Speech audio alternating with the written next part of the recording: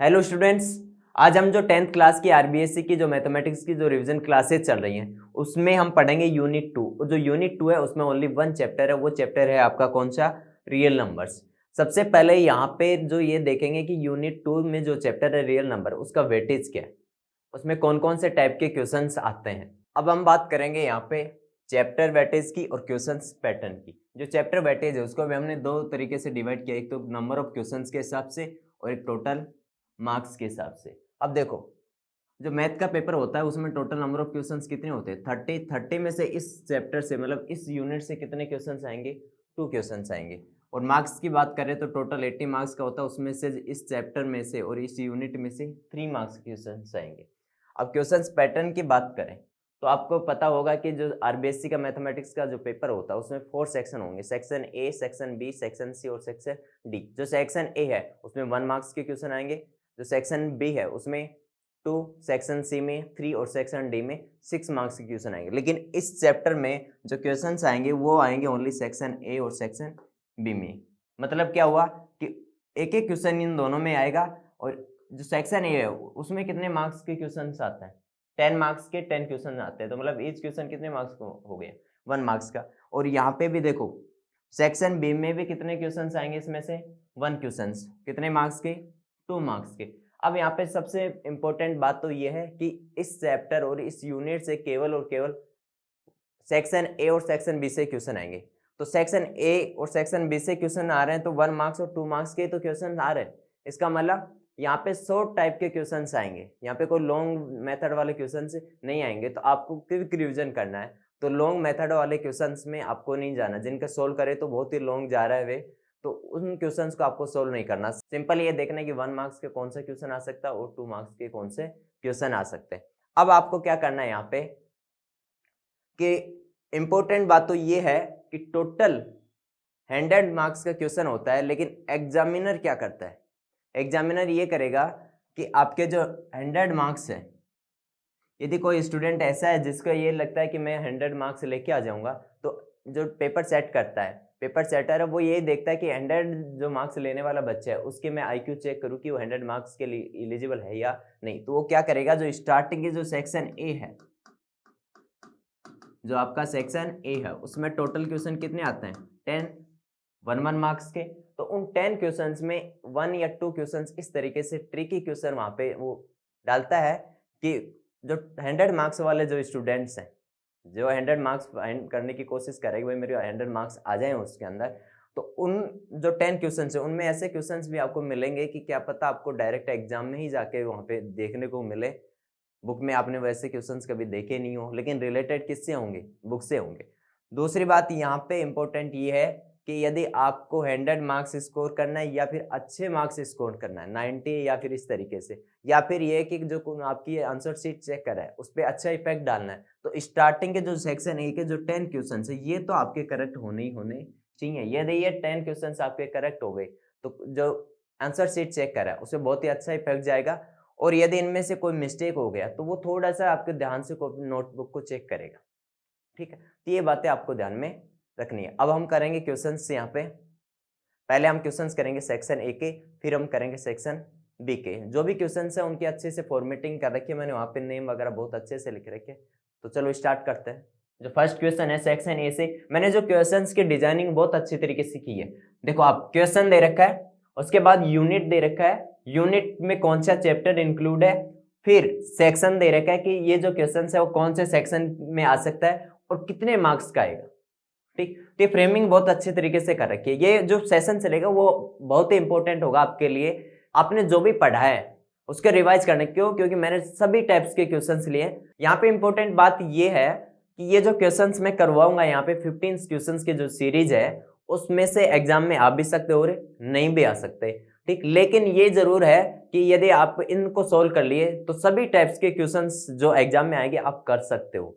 ठीक है, वैसे तो मैंने इंपॉर्टेंट क्वेश्चंस को इंक्लूड किया है, पिछले ईयर्स के पेपर्स को भी मैंने यहाँ पे आइडेंटिफाई किया है कि भाई किस तरीके के क्वेश्चन आ चुके और किस तरीके के आ सकते हैं, तो उनके हिसाब से मैंने पूरा सेशन तैयार किया है। अब इस क्वेश्चन को सोल्व करते हैं। देखो सबसे पहले तो जो नंबर दे रखा है वो दे रखा है आपको 49/500।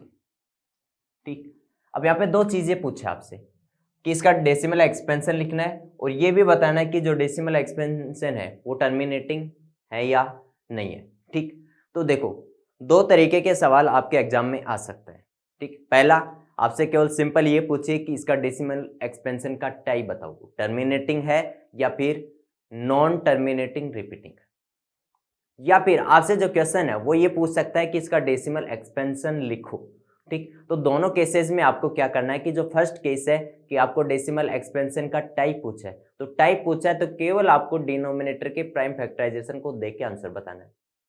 और यदि आपसे डेसिमल एक्सपेंशन पूछ रहे तो भी डिनोमिनेटर के प्राइम फैक्टराइजेशन तो करो ही करोगे, लेकिन वहां पे कुछ एक्स्ट्रा भी आपको करना पड़ेगा जो यहाँ पे करेंगे। तो पहले मैं यहाँ पे ये चेक कर रहा हूँ कि ये दिस इज टर्मिनेटिंग और या नोट। ठीक, तो टर्मिनेटिंग के लिए और चेक करेंगे तो क्या करेंगे, सबसे पहले जो डिनोमिनेटर है इसके प्राइम फैक्टराइजेशन करेंगे। तो डिनोमिनेटर में जो कितना है 500, और 500 के यदि प्राइम फैक्टराइजेशन कर रहे हैं तो कितना आएगा 5 क्यूब इंटू 2 स्क्वायर, ये आया। ठीक, अब प्राइम फैक्टराइजेशन 500 के आपको रफ में करना है, यहाँ पे नहीं करना। ठीक है, अब क्या करोगे, यहाँ पे जो डिनोमिनेटर है इसके जो प्राइम फैक्टराइजेशन है वो कौन सी फॉर्म में आ रहा है, 2 raise to power m into 5 raise to power n की फॉर्म। इसका मतलब क्या हुआ, इस फॉर्म का मतलब क्या हुआ कि डिनोमिनेटर में या तो 2 के पावर आए या फिर 5 के पावर आए या फिर 2 और 5 की आ सकती है दोनों की, लेकिन इनके अलावा किसी और की पावर नहीं आएगी। तो जो नंबर होगा उसका जो डेसिमल एक्सपेंशन होगा वो कैसा होगा आपका, टर्मिनेटिंग।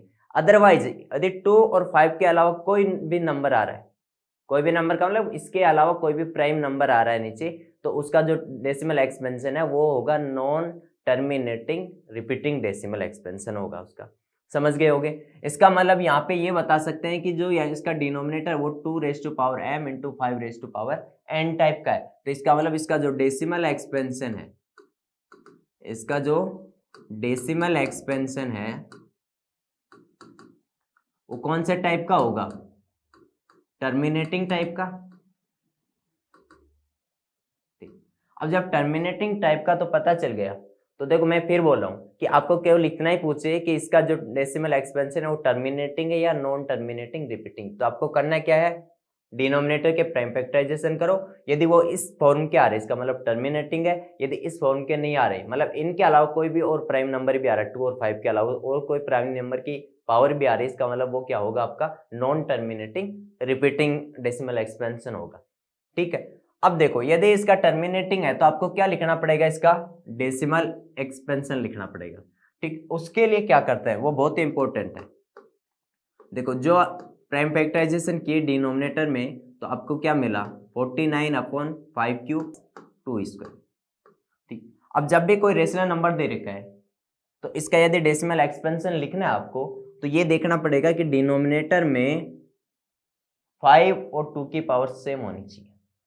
ठीक, यदि सेम नहीं है तो आपको सेम करना पड़ेगा।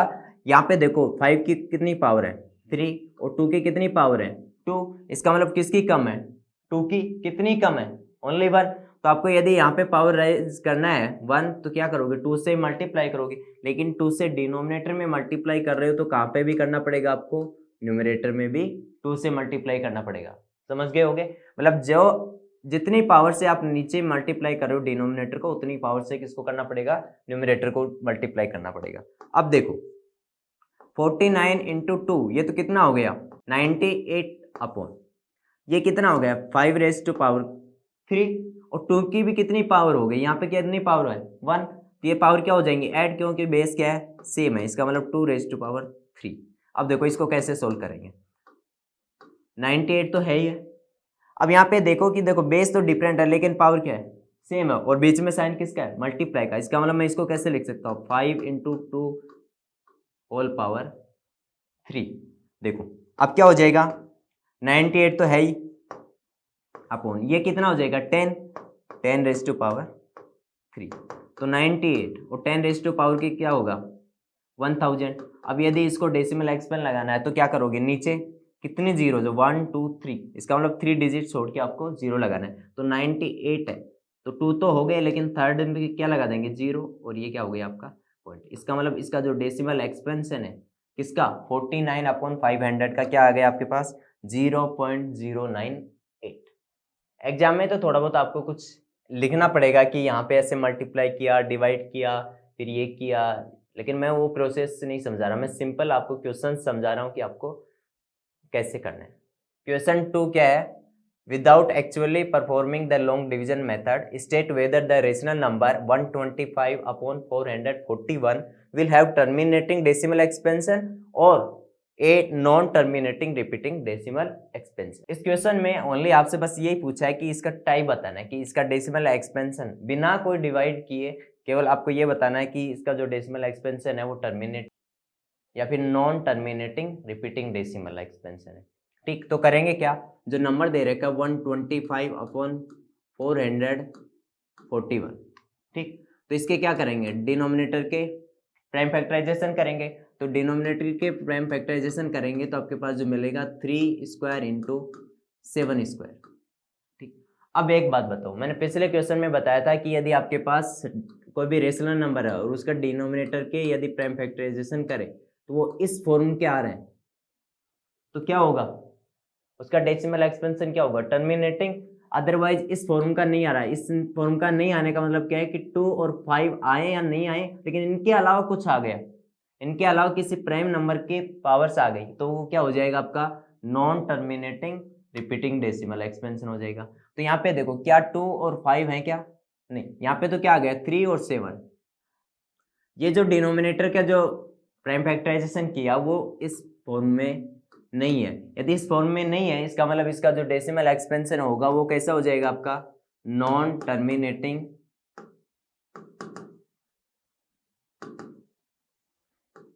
Repeating decimal expansion.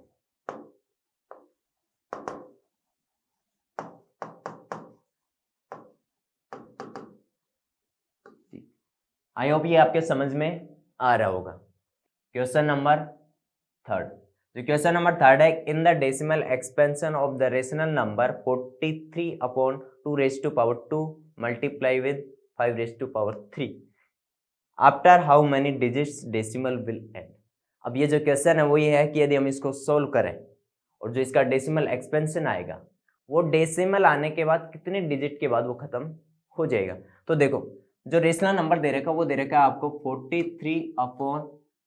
43/2 इंटू 5/3 ये दे रखा है। अब देखो मैंने बताया था कि यदि आपको डेसिमल एक्सपेंशन पूछे या फिर आपको टाइप पूछेगा, ठीक, टाइप पूछेगा तो सिंपल डिनोमिनेटर में प्राइम फैक्टराइजेशन को देख के आंसर बता देना है, और यदि आपको डेसिमल एक्सपेंशन पूछ रहा है तो इसका मतलब आपको क्या करना पड़ेगा, डिनोमिनेटर के प्राइम फैक्टराइजेशन करने पड़ेंगे, लेकिन ऑलरेडी यहाँ पे तो प्राइम फैक्टराइजेशन करके दिया हुआ है तो आपको क्या करना पड़ेगा, यहाँ पे पावर सेम करनी पड़ेंगे, 2 और 5 की पावर सेम करनी पड़ेंगी। तो देखो 2 की पावर कितनी है यहाँ पे 2, 2 की पावर कितनी है यहाँ पे 2, और यहाँ पे 2 की पावर कितनी है 3। इसका मतलब दोनों की पावर क्या होनी चाहिए, सेम होनी चाहिए। अब यदि दोनों की पावर सेम करनी है तो मेरे को क्या करना पड़ेगा, डिनोमिनेटर में किससे मल्टीप्लाई करूंगा 2 से, इसका मतलब न्यूमिनेटर को भी किससे मल्टीप्लाई करना पड़ेगा 2 से। अब दोनों को मल्टीप्लाई कर लिया तो क्या आएगा, ऊपर तो कितना आ जाएगा 86/, ये क्या हो जाएगा 2 तो यहाँ पे पावर है और 1 यहाँ पे पावर है, इसका मतलब पावर कितनी हो गई 2 की 3 और 5 की भी कितनी हो गई 3। अब देखो 86/, इन दोनों को क्या कर सकता हूं मैं 2 इंटू 5 होल पावर 3, तो ये कितना बन गया 10, 86/10 ठीक है। अब क्या कर सकते हैं इसको 86/, अब देखो कितने डिजिट के बाद में डेसिमल लगेगा 1 2 3 3 0, इसका मतलब 3 के बाद में तो 0.086, तो इसका जो आंसर आएगा वो कितने डिजिट के लिए आएगा, कितने डिजिट के बाद, तो 3 डिजिट्स आफ्टर 3 डिजिट्स, इसका क्या हो जाएगा आंसर हो जाएगा। ठीक है, अब हम क्वेश्चन 4 देखते हैं। जो क्वेश्चन 4 है वो भी सेक्शन ए से रिलेटेड है। अब क्वेश्चन क्या है कि if HCF of two numbers 306 and 657 is 9 then find their LCM. अब आपको पता है कि एचसीएफ दे रखा है और एलसीएम आपसे पूछ रहा है और 2 नंबर्स दे रखा है, तो जो रिलेशन है वो क्या है। तो पहले तो यहाँ पे लिख लेता हूँ कि जो गिवन है एक तो 306 है, उसके बाद जो सेकेंड नंबर वो 657 7, ये तो गिवन नंबर है। फिर आपको जो गिवन है वो गिवन है कि HCF ऑफ 306 एंड 657 कितना दे रखा है, 9 दे रखा है। और आपसे क्या पूछे, एलसीएम पूछे। सपोज मैं एलसीएम को क्या मान लेता हूँ, x। अब एलसीएम पूछे आपसे, तो रिलेशन क्या होता है नंबर्स और एचसीएफ और एलसीएम में, क्या रिलेशन होता है? रिलेशन होगा आपका HCF into LCM is equal to product of two numbers, मतलब जो नंबर्स गिवन है उनका प्रोडक्ट। ठीक, अब यदि यहाँ पे वैल्यू पुट करूँ तो HCF तो क्या दे रखा है 9, एलसीएम को क्या माना मैंने, x is equal to product of two numbers. तो प्रोडक्ट ऑफ टू नंबर जो गिवन नंबर है जिनका HCF और एलसीएम आपसे पूछ रहे हैं वो आएंगे 306 इंटू 657। अब किसकी वैल्यू चाहिए, एलसीएम की, और एलसीएम क्या है यहाँ पे x, इसका मतलब 9 को क्या करूंगा उधर भेज दूंगा, तो x is equal to 306 into 657 upon 9। जब 9 से कैंसिल करूंगा तो क्या आएगा 73। अब देखो इन दोनों को मल्टीप्लाई करेंगे 306 इंटू 73 को, तो देखो क्या आएगा, तो आएगा 22338, या आप मल्टीप्लाई करके देख सकते हो कि क्या आएगा। तो अपने पास जो एलसीएम आया वो आया 22338, ये आपका आंसर हो गया। ठीक है, अब क्वेश्चन 5 देखते हैं। क्वेश्चन 5 क्या है, if n is a natural number then what is the unit digit of 6 raise to power n minus 5 raise to power n। इसमें आपको यूनिट डिजिट फाइंड करना है। तो देखो क्या करोगे, पहले मैं कुछ चीजें यहाँ पे समझा देता हूँ, क्यों, क्योंकि ये थ्योरेटिकल क्वेश्चन है, इसमें केवल आपको लैंग्वेज लिखनी है। लेकिन जो लैंग्वेज लिखोगे वो लैंग्वेज क्या होगी, सबसे पहले तो ये बोला है यहाँ पे कि जो n है वो क्या है आपका नेचुरल नंबर है। n क्या है यहाँ पे नेचुरल नंबर है। ठीक, नेचुरल नंबर का मतलब जो n की वैल्यू पुट कर सकते हो वो पुट कर सकते हो आपको 1 2 3 4 5 6 इस तरीके से। ठीक, अब मैं यदि आपसे पूछूं कि n 6 raise to power n इसका यूनिट डिजिट क्या होगा, तो आप n की वैल्यू कुछ भी रखो। सपोज मैं रख रहा हूँ क्या 6 रेज़ 1, या फिर 2 रख दूँ, या फिर 3 रख दूँ, या फिर 4 रख दूँ, तो आप हर केस में जो भी केस बने यहाँ पे वैल्यू कितनी आएगी इसकी 6, इसकी वैल्यू 36, इसकी वैल्यू कितनी आएगी 216। तो आप खुद देख रहे होगे कि यहाँ पे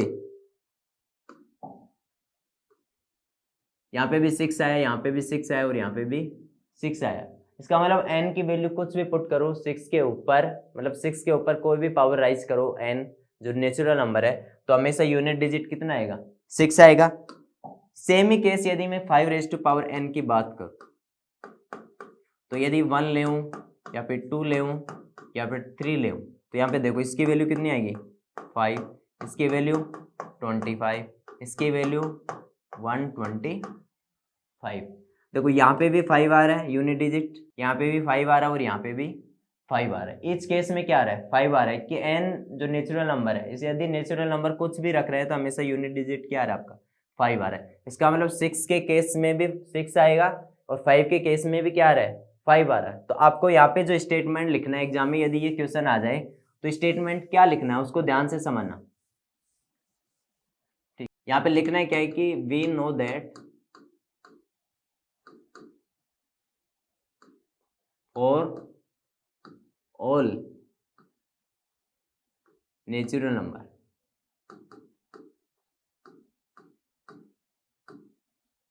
ब्रैकेट में n। ठीक, unit digit of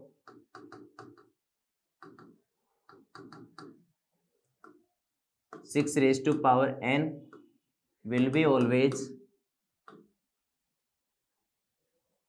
6 and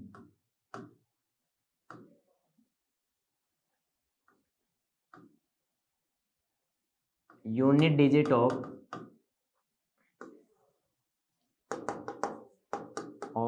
5 raised to power n will be always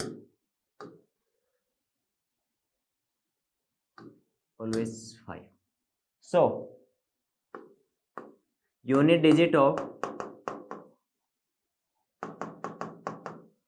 6 raised to power n minus 5 raised to power n इसकी क्या होगी। तो देखो आप यहाँ पे समझो अच्छी तरीके से, यदि मैं आपको सिंपल ये पूछूं कि 52 प्लस 53 यहाँ पे सम है, इसका यूनिट डिजिट क्या होगा। तो आप क्या बताओगे 2 और 3 कितना हो गया 5 और 5 5 10। लेकिन ये यूनिट डिजिट फाइंड करना है तो मेरे को यूनिट डिजिट तो इसी से आंसर आ गया। इसको सोल्व करने के लिए मेरे को क्या करना पड़ रहा है, कोई यूज है क्या यहाँ पे, इसका कोई यूज है नहीं है। सेम यदि इस तरीके से बोलोगे 52 इंटू 53 यदि मल्टीप्लाई है, और अब यदि यूनिट डिजिट पूछो तो भी आपको क्या करना पड़ेगा, इनको मल्टीप्लाई करना पड़ेगा। इसका मतलब यूनिट डिजिट पूछ रहा है तो आपको क्या करना है कि यूनिट डिजिट लेके ही जो भी ऑपरेशन है वो लगा दो, और लास्ट में जो आंसर आएगा वो भी आपका उस पूरे ऑपरेशंस का क्या आ जाएगा, यूनिट डिजिट आएगा। इसका मतलब यदि इसका यूनिट डिजिट आपसे पूछा है तो इसका यूनिट डिजिट क्या होगा हमेशा 6, और इसका यूनिट डिजिट क्या होगा हमेशा 5, और बीच में साइन किसका है माइनस का। इसका मतलब यूनिट डिजिट कितना आ गया 1। ठीक, तो इस तरीके से इस क्वेश्चन के लिए आपको ये लैंग्वेज लिखनी पड़ेगी कि 6n के लिए भी हमेशा यूनिट डिजिट कितना आएगा 6, लेकिन कौन से केस में n क्या होना चाहिए यहाँ पे, नेचुरल नंबर। ठीक, तो ये क्वेश्चन आपका क्वेश्चन नंबर 5 हो गया।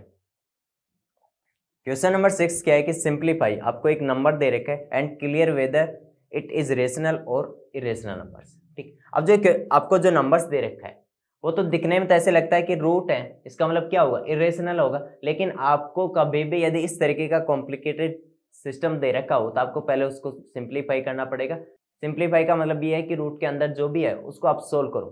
ठीक, यदि रूट अट जाता है इसका मतलब वो रेशनल आ जाएगा, यदि रूट नहीं अट रहा लास्ट तक भी इसका मतलब वो इरेशनल हो जाएगा। तो मैं क्या करता हूँ यहाँ पे रूट को सोल्व करने की कोशिश करता हूँ। तो जो नंबर दे रखा है वो दे रखा है 2√45 प्लस 3√20 अपॉन 2√5।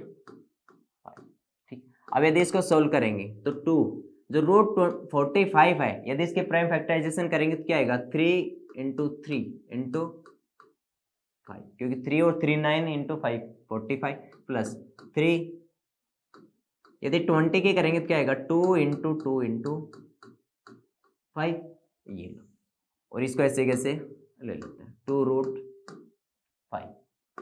देखो अब यहाँ पे क्या होगा, ये जो पेयर बन रहा है वो तो क्या हो जाएगा बाहर आ जाएगा, तो 2 इंटू ये बाहर आएगा तो कितना आएगा 3, और अंदर क्या बच गया 5 प्लस 3, ये भी पेयर क्या होगा बाहर आएगा तो कितना आएगा 2 आएगा √5 अपॉन 2√5 आ गया। अब देखो ये कितना मल्टीप्लाई होगी क्या आएगा 6√5 प्लस ये भी मल्टीप्लाई होगा तो क्या आएगा 6√5 अपॉन 2√5। अब 6√5 और 6√5 ऐड होंगे तो कितना हो जाएगा 12√5 और डिवाइडेड बाई 2√5। अब क्या हो जाएगा 2√5 से √5 और 2 से कैंसिल होगा तो ये कितना आ गया 6। अब बताओ यदि मैंने इसको सिंप्लीफाई किया तो मेरे को क्या मिला 6, और 6 क्या है एक्चुअल में नेचुरल नंबर है, कंप्लीट नंबर है। तो 6 को हम रेशनल नंबर बोलते हैं या इरेशनल बोलते हैं, 6 क्या है एक रेशनल नंबर। इसका मतलब एक्चुअल में जो 6 है वो क्या है यही तो है, इसको तो सोल्व करके 6 लेके आए, तो ये यदि रेशनल नंबर है तो ये भी क्या होगा रेशनल नंबर। इसका मतलब ये क्या होगा यदि इसको सिंप्लीफाई कर रहे हैं तो आपको क्या मिलेगा रेशनल नंबर। इसका मतलब ये भी क्या है रेशनल नंबर है। क्वेश्चन 7 क्या है, if p upon q where q not equal to 0 is a rational number then what is the condition apply for q where as p upon q is a terminating decimal. ठीक है, तो अब देखो क्या होगा। अभी मैंने ये बताया था कि यदि आपके पास कोई भी रेशनल नंबर है और यदि उसका जो डेसिमल एक्सपेंशन है यदि वो डेसिमल एक्सपेंशन टर्मिनेटिंग है, कैसा है टर्मिनेटिंग है, इसका मतलब उसका जो डिनोमिनेटर है उसके प्राइम फैक्टराइजेशन किस फॉर्म के होंगे 2m और 5n फॉर्म के होंगे। लेकिन यदि इस फॉर्म के नहीं हुए इसका मतलब कैसे होंगे non terminating repeating decimal expansion होगा। ठीक, अब यहाँ पे ये कंडीशन बोल दिया कि ये रेशनल नंबर है और इसका डेसिमल एक्सपेंशन किस टाइप का है टर्मिनेटिंग टाइप का। तो ये बताओ कि ये जो Q है इस पे क्या कंडीशन होगी, इसके प्राइम फैक्टराइजेशन पे क्या कंडीशन होगी। तो आप खुद बता सकते हो कि यदि कोई भी रेशनल नंबर है और उसका डेसिमल एक्सपेंशन यदि टर्मिनेटिंग है इसका मतलब उसका डिनोमिनेटर है उसके प्राइम फैक्टराइजेशन किस तरीके के होंगे 2m 5n। तो यहाँ पे जो Q है वो एक्चुअल में क्या है रेशनल नंबर का डिनोमिनेटर है। इसका मतलब क्या होगा prime factorisation of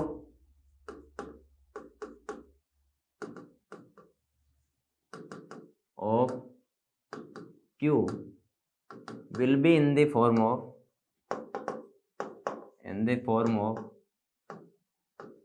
2 raised to power m into 5 raised to power n। लेकिन यहाँ पे एक कंडीशन और लिखनी है आपको कि जो where m, n are whole numbers. यदि कोई अच्छा एग्जामिनर है जो आपके आंसर शीट चेक कर रहा है तो इसका मतलब वो यदि ये कंडीशन नहीं लिखे तो ये हो सकता है यदि ये 1 मार्क्स का है तो आपको हाफ ही मार्क्स दे। क्यों? क्योंकि जो सब कुछ जो खेल है वो किस पे, m और n पे। इसका मतलब m और n की जो पावर्स वो कैसी हैं, होल नंबर्स हैं। ठीक है,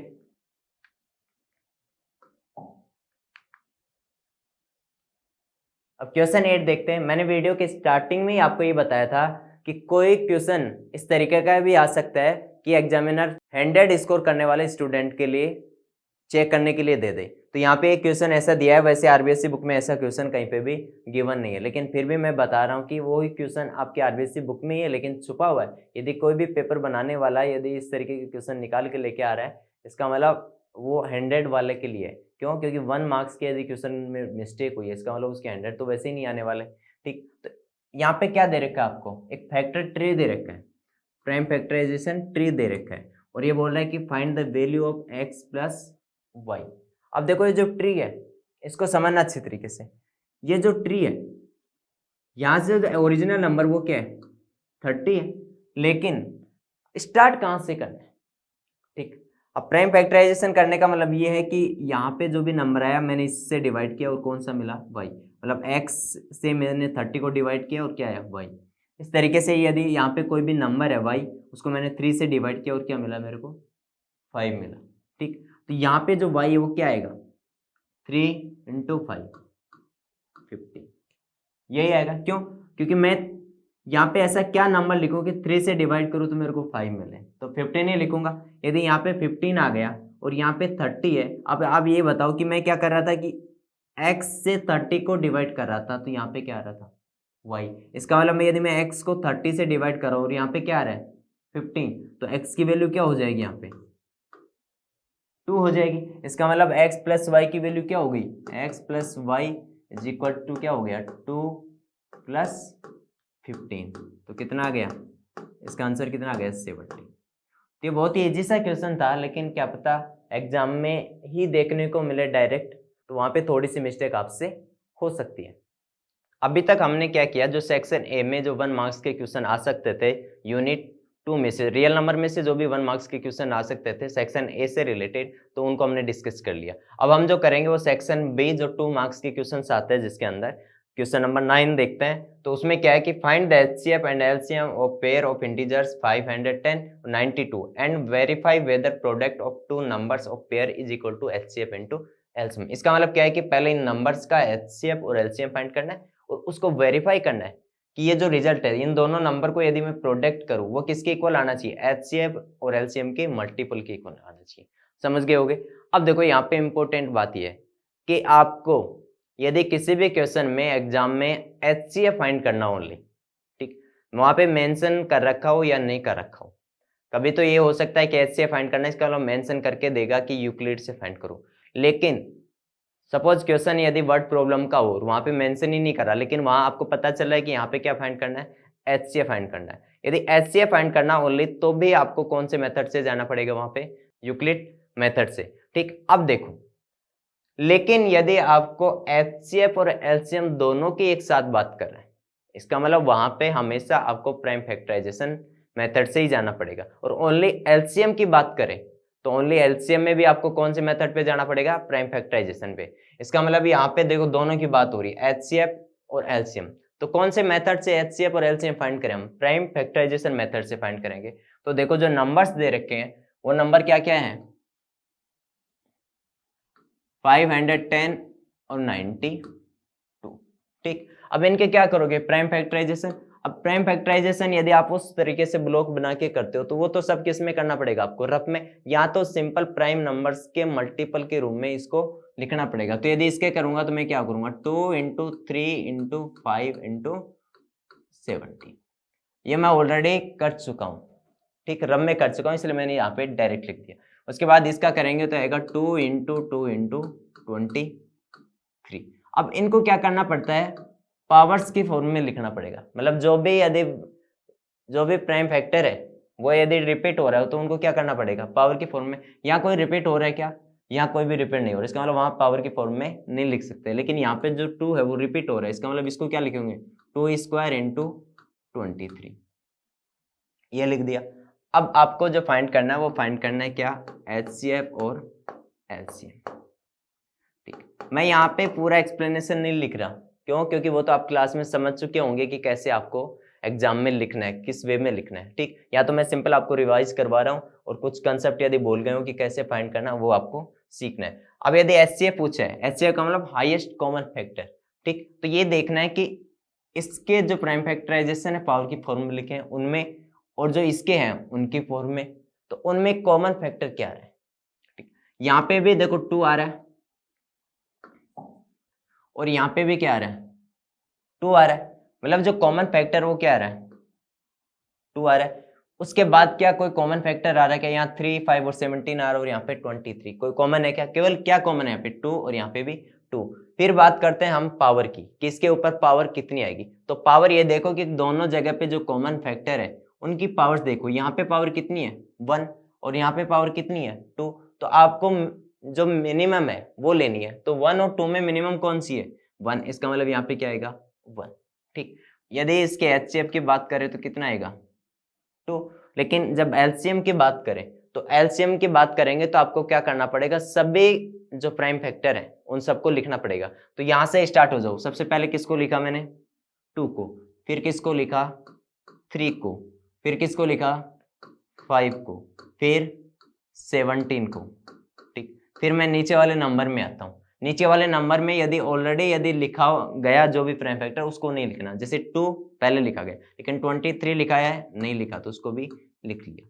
अब हम पावर की बात करते हैं, ध्यान से समझना इन चीजों को। सबसे पहले आपको HCF की बात करूं तो कॉमन फैक्टर लिख लिया, उसके बाद किसकी बात करें पावर की। सेम ही इसी तरीके से LCM में सभी कॉमन फैक्टर को लिखना है, लेकिन जो रिपीट हो रहा है उसको एक ही बार लिखना है।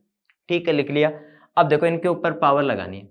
अब पावर जो है इसमें तो क्या किया हमने, मिनिमम लगाई, लेकिन इसके अंदर क्या लगेगी मैक्सिमम। अब मैक्सिमम की बात करें तो यहाँ पे तो पावर कितनी है 2 की, 2 स्क्वायर मतलब 2 है और यहाँ पे 1 है तो कितनी आएगी 2 आएगी। मैक्सिमम की बात 3 की बात करें तो यहाँ पे कितनी है 1, यहाँ पे है ही नहीं तो है कितनी 1 ही लिख देंगे। यहाँ पे भी इसकी 1 रहेगी, इसकी भी 1 रहेगी और इसकी भी 1 रहेगी। यदि इसको सोल्व करें तो कितना आएगा 4 इंटू 3 इंटू 5 इंटू 17 इंटू 23। ठीक है, अब इनको सोल्व कर लिए। अब इनको सोल्व करेंगे तो क्या है, देखो 4 और 3 12, 12 और 5 60 इंटू 17 इंटू 23।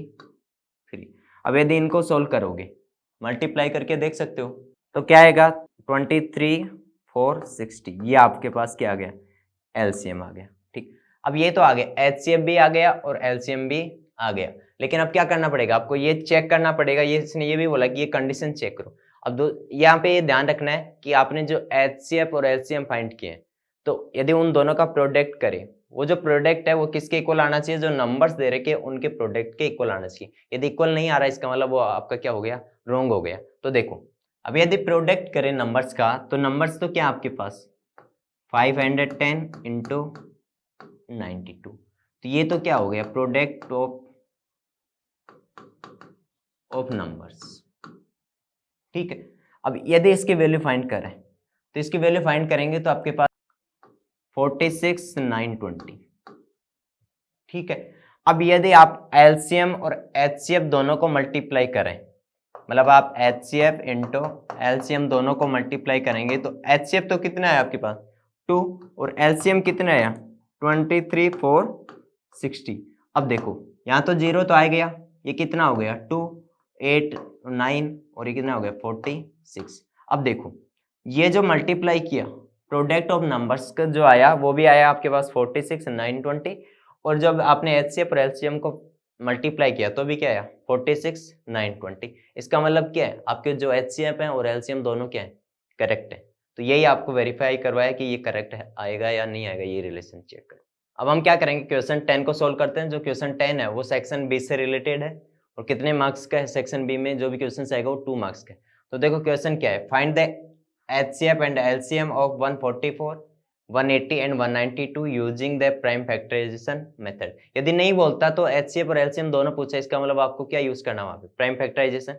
अब जो नंबर्स दे रखे हैं वो क्या क्या दे रखे हैं, 144, 180 और 192।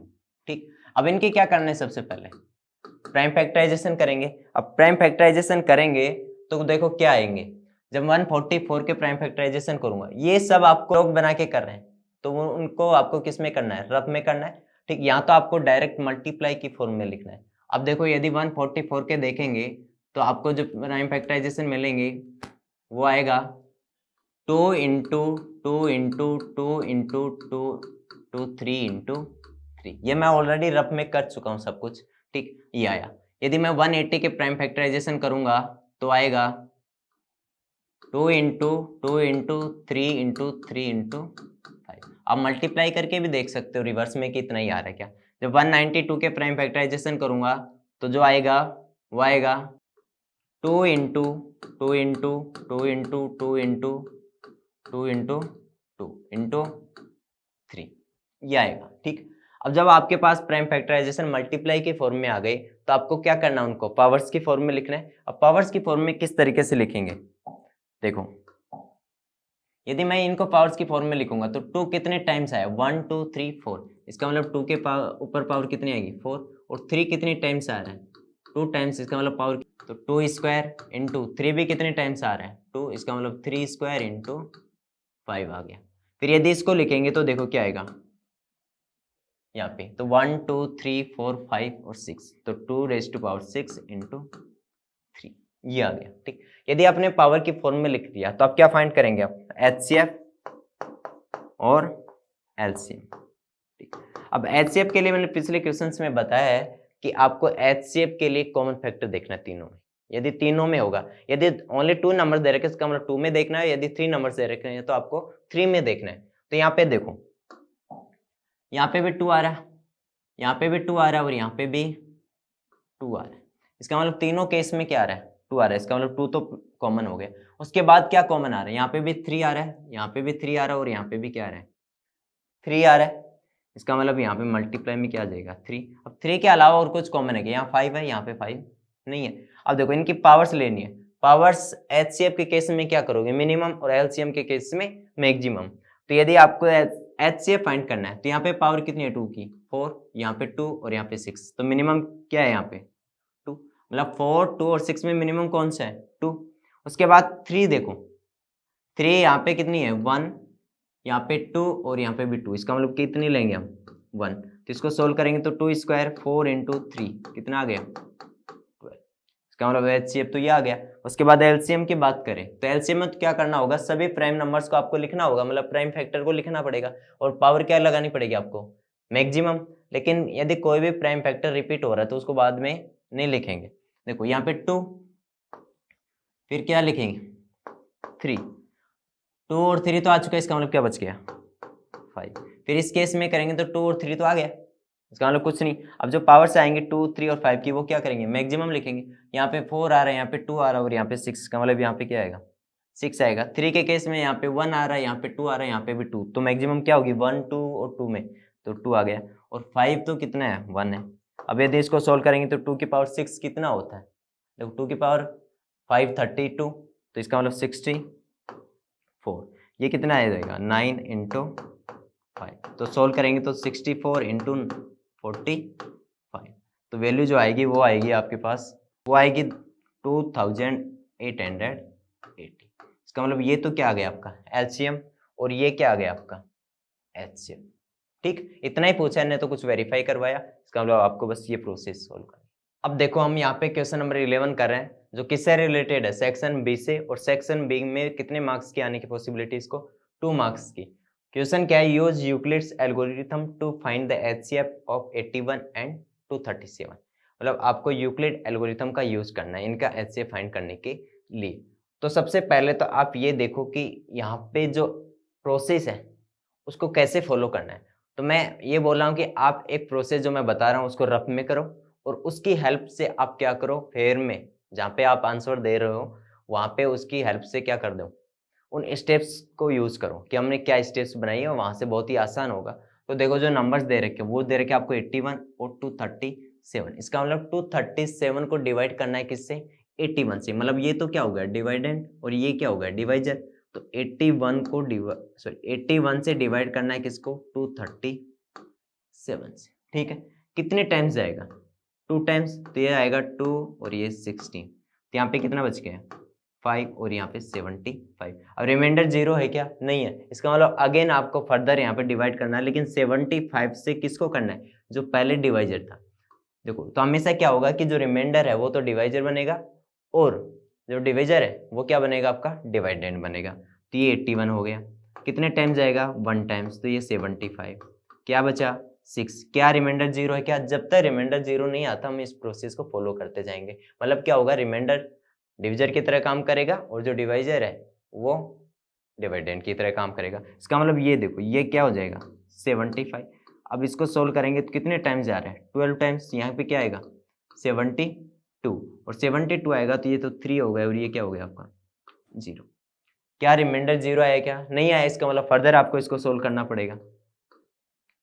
सोल्व करो, तो सोल्व करेंगे तो क्या आएगा, मतलब इस 6 को यहाँ पे लेके आएंगे तो कितने टाइम्स गया 2 और 6 और ये क्या आ गया रिमाइंडर 0। जब रिमाइंडर आपके पास 0 आ जाता है तो आपको ये देखना पड़ेगा कि जो लास्ट डिवाइजर वही क्या होगा आपका, इन दोनों नंबर का HCF होगा। अब देखो ये जो ये काम करना है वो तो आपको किस में करना है, रफ में। अब इसके हेल्प से आपको एग्जाम में स्टेप्स कैसे बनानी उसको ध्यान से समझना। सबसे पहले तो हम क्या करेंगे, जो नंबर्स दे रखे हैं यहाँ पे एयर 237 इज ग्रेटर देन 81। ठीक, इसका मतलब इन दोनों पे यूक्लिड एल्गोरिथम यूज करेंगे। अब यूक्लिड एल्गोरिथम का मतलब क्या होगा कि आपके पास जो डिवाइजर है, डिवाइडेंड है और क्वोशंट है और रिमाइंडर है, इनका रिलेशन होता है। तो क्या होता है वो a is equal to b q plus r. यहाँ पे a क्या है डिवाइडेंड, b क्या है डिवाइजर, q क्या है क्वोशंट और r क्या है रिमाइंडर। इसका मतलब इनकी हेल्प से इनको अपने को एडजस्ट करना है। तो यहाँ पे देखो कि कितने टाइम्स हमने डिवाइड किया, पहला, सेकंड, थर्ड और फोर्थ। इसका मतलब यहाँ पे कितने स्टेप्स आएंगे, 4 स्टेप्स आएंगे। इन 4 स्टेप्स को यूज करना है। तो यहाँ पे आया तो क्या करोगे आप, स्टेप फर्स्ट।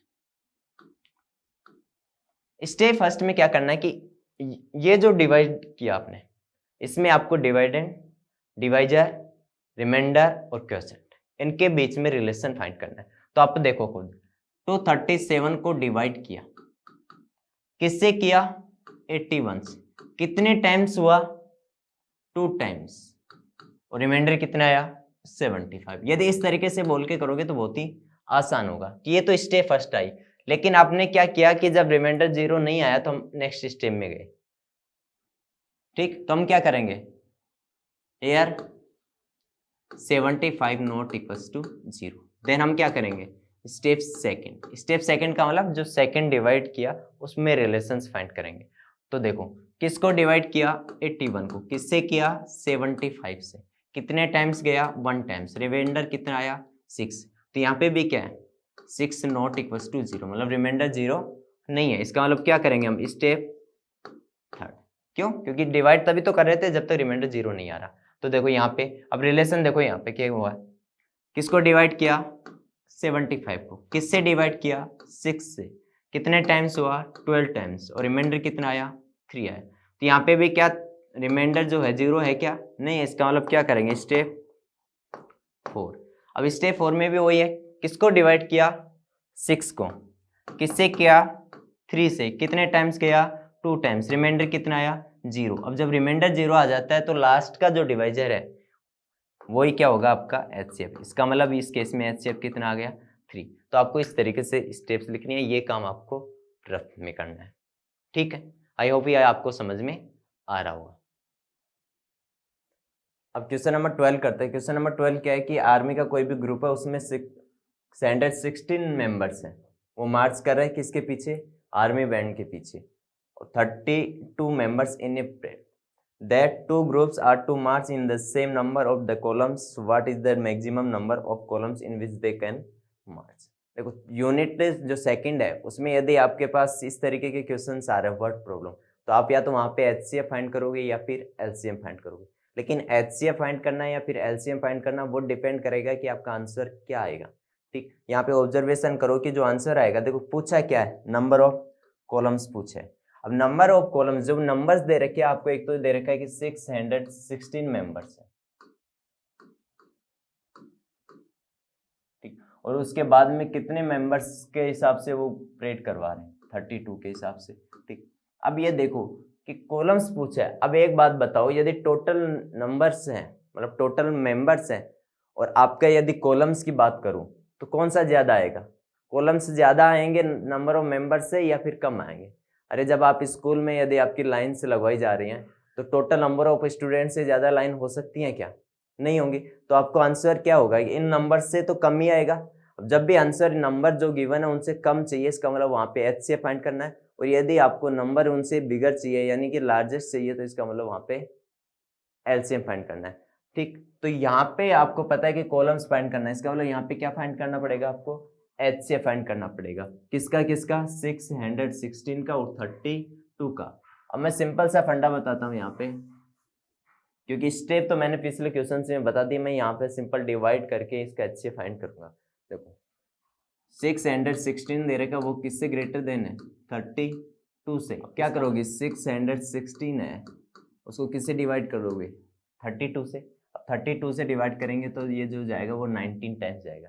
खुद 20 के हिसाब से देखूंगा तो कितना आएगा? 0, 4 और 6, 40। इसका मतलब कितने टाइम्स चला जाएगा? 19 टाइम्स। अब 19 टाइम्स आएगा तो कितना आएगा? देखो 32 इंटू 19, 18, 28, 2 और ये कितना हो जाएगा? 3। तो 8, 0 और 6। इसका मतलब यहाँ पे आ गया 608। 608 आ गया तो क्या आएगा? यहाँ पे 8 आ गया। अब 8 आ गया, जो क्या ये रिमाइंडर 0 है क्या? नहीं है। इसका मतलब इससे डिवाइड करेंगे किसको? 32 को। कितने टाइम्स गया? 4 टाइम्स। 32 रिमाइंडर कितना आ गया? 0। रिमाइंडर 0 आ जाएगा तो लास्ट में जो डिवाइजर वही क्या होगा? आपका आंसर हो जाएगा। तो ये कितना आ गया आंसर? इसका HCF क्या है? 8। इसका मतलब नंबर ऑफ कॉलम्स, जो मैक्सिमम नंबर ऑफ कॉलम्स पूछा है वो भी क्या हो गया आपके? 8। आंसर इसका हो गया। यदि इसके स्टेप लिखना चाहिए तो step first, here 616 greater than 32। Then step first, step first में क्या करोगे? ये डिवाइड किया, ये डिवाइड किया, तो इनके बीच में रिलेशन लिखना है। किसको डिवाइड किया? 616 को। किससे डिवाइड किया? 32 से। कितने टाइम्स हुआ? 19 टाइम्स। रिमाइंडर क्या आया? 8। अब यहाँ पे 8 नॉट इक्वल्स टू 0, इसका मतलब आपको स्टेप 2 भी की थी। स्टेप 2। अब स्टेप 2 में किससे को डिवाइड किया? 32 को। किससे किया? 8 से। कितने टाइम्स हुआ? 4 टाइम्स। रिमाइंडर क्या आ गया? 0। अब जब रिमाइंडर 0 आ जाता है तो जो लास्ट डिवाइजर है वही क्या होगा? आपका HCF होगा। इसका मतलब यहाँ पे मैक्सिमम नंबर ऑफ कॉलम्स क्या होंगे? 8। जो क्वेश्चन 13 है वो ये है कि prove that 7√5 is a rational number. ठीक, ये प्रूव करना है। तो सबसे पहले आपको क्या करना है? ये जो नंबर्स है इसको रेशनल मान लें।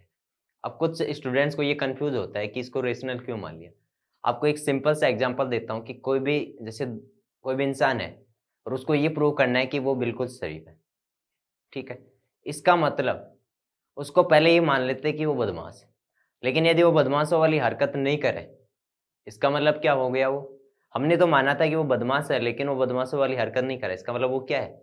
शरीफ है। तो ये प्रूव हो गया कि वो शरीफ है। तो यहाँ पे भी यही करना है कि इरेशनल आपको प्रूव करना है, लेकिन इसको क्या मान लेते हैं? रेशनल। यदि वो रेशनल की कंडीशंस को सेटिस्फाई नहीं करा, इसका मतलब वो क्या हो गया? इरेशनल। क्यों? क्योंकि रेशनल माना, फिर उसकी कंडीशंस अप्लाई की, यदि उसकी कंडीशंस को सेटिस्फाई नहीं करा, इसका मतलब रेशनल तो नहीं है, तो फिर क्या हो गया? वो इरेशनल।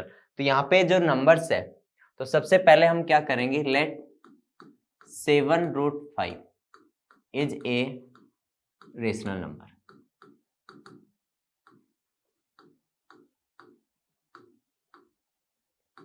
ये हमने अज्यूम कर लिया। अब यदि ये अज्यूम कर लिया तो ये जो रेशनल नंबर है 7√5, तो इसको मैं क्या लिख सकता हूँ? 7√5 को मैं क्या लिख सकता हूँ? A/B फॉर्म में होगा। अभी तो नहीं है, लेकिन रेशनल मानते ही हम क्या करेंगे, रेशनल नंबर की डेफिनेशन लगा देंगे। और रेशनल नंबर की डेफिनेशन क्या है कि वो a अपॉन बी की फॉर्म में होना चाहिए, b नॉट इक्वल्स टू 0 होना चाहिए, and a and b are coprime number. ठीक है, ये कर लिया। अब मैं क्या करता हूं, यहाँ पे जो 7 है मल्टीप्लाई में, तो 7 को इधर ले जाऊंगा तो किस में जाएगा, डिवाइड में, तो क्या बच गया √5, और यहाँ से क्या हो जाएगा a अपॉन 7b। ठीक है, अब एक बात बताओ, a अपॉन b तो क्या है, रेशनल नंबर। यदि मैंने 7 से मल्टीप्लाई कर दिया तो भी क्या होगा, ये जो आया ये तो क्या है आपका रेशनल नंबर।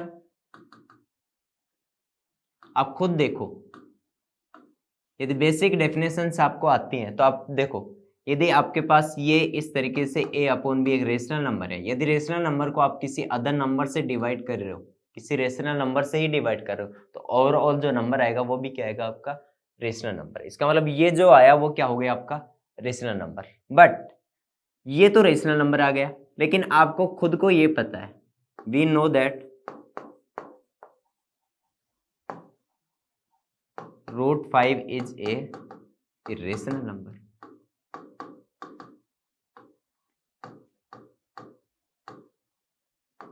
ठीक है, अब ये देखो कि जो √5 वो तो क्या आ गया आपका रेशनल, और ये इधर जो पार्ट आ रहा है a अपॉन 7b ये क्या है रेशनल। अब ये तो हो नहीं सकता कि एक रेशनल नंबर वो इरेशनल के इक्वल आ जाए, क्योंकि दोनों की डेफिनेशन ही अलग है, इसका मतलब दोनों तो इक्वल नहीं आ सकते। तो यहाँ पे क्या हो गया, कंट्राडिक्शन आ गया कि देखो यहाँ पे इरेशनल नंबर आ रहा है और यहाँ पे रेशनल, और दोनों क्या हो रहे हैं इक्वल हो रहे हैं। इसका मतलब जो आपने स्टार्टिंग में जो भी अजम्पशन माने थे वो क्या हो गए, गलत साबित हो रहे हैं ना। देखो जो भी आपने स्टार्टिंग में माना कि ये क्या है रेशनल नंबर, लेकिन यहाँ पे कंट्राडिक्शन आ गया। इसका मतलब जो आपने स्टार्टिंग में जो भी स्टेटमेंट माना वो क्या आपका रोंग है। रोंग होने का मतलब उसका जस्ट अपोजिट आंसर आएगा, मतलब रेशनल माना इसका मतलब क्या होगा irrational number. So 7√5 is A irrational number.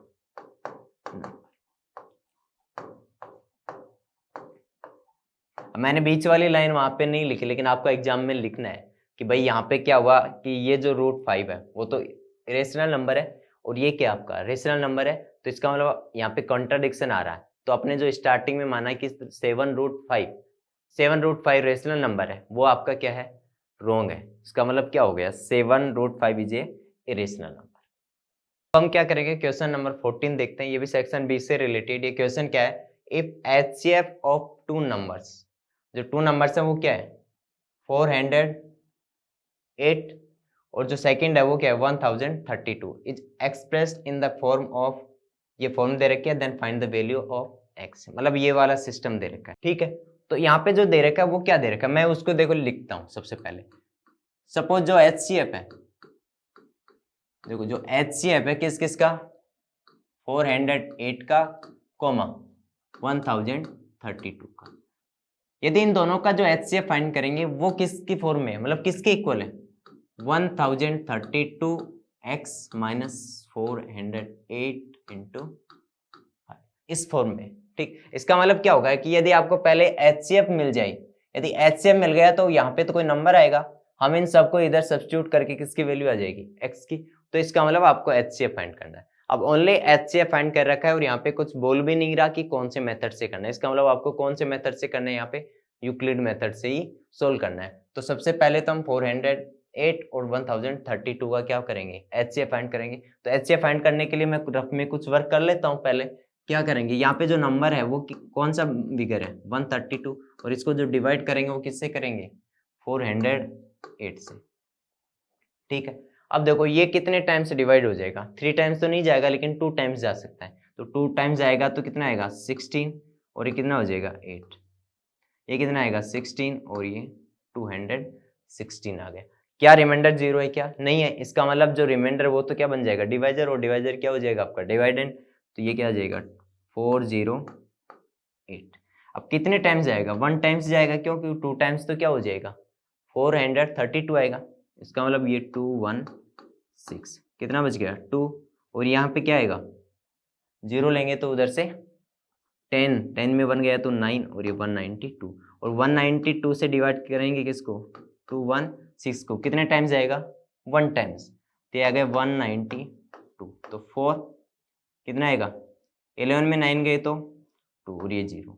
24 क्या 0 के इक्वल है क्या, नहीं है, इसका मतलब हम फर्दर जो 24 है इससे डिवाइड करेंगे किसको 192 को, ठीक। अब 192 को जब डिवाइड करेंगे तो आप खुद देख रहे होगे यहाँ पे कि कितने टाइम्स जा सकता है 8 टाइम्स, क्यों 8 टाइम्स करेंगे तो कितना आएगा 192, तो 8 टाइम्स करेंगे तो ये कितना आ जाएगा 192, इसका मतलब रिमाइंडर कितना आ गया 0। जब रिमाइंडर 0 आ जाता है तो लास्ट जो डिवाइजर है वही क्या होगा आपका HCF, इसका मतलब जो HCF आया वो कितना आ गया 24, ठीक। जो स्टेप्स मैंने पिछले क्वेश्चंस में बताई है आपको वो स्टेप यहाँ पे पहले बनानी है, तो स्टेप तो आप बना लोगे, ठीक। मैं स्टेप्स नहीं बना रहा, अब मैं इस रिजल्ट को यूज कर रहा हूँ डायरेक्ट, ठीक, लेकिन एग्जाम में आपको वो स्टेप्स लिखनी है। तो देखो कितना आया, इसकी जगह क्या आ जाएगा, इसकी जगह आएगा 24, ये किसके इक्वल आ जाएगा 1032x माइनस 408 इंटू 5, ठीक है। अब देखो यदि इसको सोल्व करें तो सोल्व करेंगे तो ये जो आएगा तो 24 आ गया, लेकिन ये 1032x और इनको मल्टीप्लाई करेंगे तो कितना आएगा 40 और ये 2040। जब मैं इसको इधर लेके आऊंगा तो क्या हो जाएगा प्लस हो जाएगा, तो प्लस होगा तो 24 plus 2040 is equal to 132x। तो इन दोनों को यदि ऐड करेंगे तो क्या आएगा 4, ये कितना आएगा 6 और ये आ जाएगा तो 1032x। अब यदि x की वैल्यू फाइंड करनी है तो इसको क्या करना पड़ेगा, इस साइड भेजूंगा। अब इस साइड यहाँ मल्टीप्लाई में तो इधर आके क्या हो जाएगा डिवाइड, तो 2064 upon 1032 is equal to x। अब देखो इन दोनों को डिवाइड करेंगे तो डिवाइड करेंगे तो क्या आएगा 2, इसका मतलब जो x की जो वैल्यू है वो कितनी आ गई 2। ये आपका आंसर हो गया।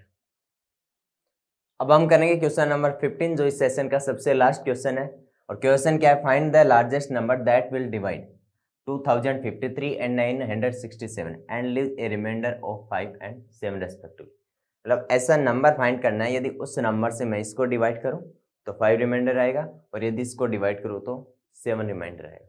अब ऐसी वर्ड प्रॉब्लम में आपको देखो दो चीजें होंगी, या तो आप HCF फाइंड करोगे या फिर आप क्या फाइंड करोगे, इनका LCM फाइंड करोगे, ठीक। अब HCF फाइंड करें या फिर LCM फाइंड करें वो कैसे मालूम पड़ेगा, आपको ये देखना है कि ऑब्जर्वेशन करो। यहाँ पे ऑब्जर्वेशन में ये देखो कि जो आंसर आएगा वो इन दोनों नंबर से बिगर आएगा या फिर लेस आएगा, इतना तो ऑब्जर्वेशन से पता ही चल जाता है। अब आप खुद देखो यहाँ पे ऑब्जर्वेशन करके कि मैं ऐसा नंबर फाइंड करना चाह रहा हूँ जिससे इसको डिवाइड करो और इससे डिवाइड करो, समझ गए ना। मतलब ऐसा नंबर फाइंड करना चाह रहा हूँ उससे मैं इसको भी डिवाइड करूं और उसी से मैं इसको भी डिवाइड करूं, तो रिमाइंडर आ रहा है, इसका मतलब जो नंबर है वो इन दोनों से तो छोटा ही होगा, क्योंकि हम इनको डिवाइड कर रहे हैं उस नंबर से, इसका मतलब वो नंबर इनसे छोटा ही होगा, रिमाइंडर भी बच रहा है, ठीक। तो हमें क्या करना पड़ेगा वहाँ उस केस में, क्या फाइंड करना पड़ेगा HCF। क्यों HCF 2 नंबर्स के या तो इक्वल आएगा या फिर उनसे हमेशा कम आएगा, और यदि आपका आंसर उन दोनों नंबर से बिगर चाहिए तो आपको क्या फाइंड करना पड़ेगा वहां पे LCM फाइंड करना पड़ेगा। इसका मतलब यहाँ इस केस में क्या फाइंड करोगे आप HCF फाइंड करोगे। अब देखो HCF तो फाइंड करेंगे, लेकिन कैसे फाइंड करेंगे, सबसे पहले क्या करना पड़ेगा यहाँ पे, तो पहले तो ये देखो कि जो नंबर्स दे रखे हैं आपको 2053 तो ये दे रखा है, उसके बाद कितना दे रखा है 967, ये नंबर्स दे रखे हैं, ठीक। अब इन नंबर्स को यदि उस नंबर से डिवाइड कर रहे हैं तो रिमाइंडर मिल रहा है, इसका मतलब यदि मैं ऐसे करूं, सपोज जो कोई भी नंबर है यदि उससे मैं इसको डिवाइड कर रहा हूं और रिमाइंडर कितना मिला मेरे को 5, इसका मतलब यदि इसमें से 5 मैं पहले ही सब्ट्रैक्ट कर दूं और फिर उस नंबर से डिवाइड करूं, इसका मतलब वो नंबर उस नंबर को क्या करेगा पूरा पूरा डिवाइड करेगा। देखो यदि 2053 में से यदि 5 सब्ट्रैक्ट कर दूं तो कितना आएगा 2048, इसका मतलब वो जो नंबर है वो इस नंबर को तो कंप्लीट डिवाइड करेगा। समझ में आ रहा होगा मैंने माइनस क्यों किया, क्यों, क्योंकि इसको यदि डिवाइड करें तो रिमाइंडर कितना आ रहा है 5, इसका मतलब वो नंबर यदि 5 कम होगा तो उस नंबर से पूरा डिवाइड होगा, अब देखो सेम इसी तरीके से इस केस में रिमाइंडर कितना आ रहा है 7, इसका मतलब 967 में से यदि 7 सब्ट्रैक्ट कर दूं तो जो मिलेगा वो 960 मिलेगा। तो इस नंबर को भी वो नंबर क्या करेगा, कंप्लीट डिवाइड करेगा। अब यदि कंप्लीट डिवाइड करेगा और आपको ये तो समझ में आ गया कि यहाँ पे आपको क्या फाइंड करना है, HCF। तो आपको देखो क्वेश्चन क्या बन गया, यहाँ पे घुमा के दिया लेकिन क्वेश्चन यहाँ पे ऐसे बन गया कि वह नंबर फाइंड करो जो इन दोनों नंबर्स को कंप्लीट डिवाइड करे, मतलब वह बिगर से बिगर नंबर फाइंड करो जो इन दोनों नंबर्स को कंप्लीट डिवाइड करे। तो देखो क्या करेंगे, इन दोनों का क्या फाइंड करेंगे हम, HCF।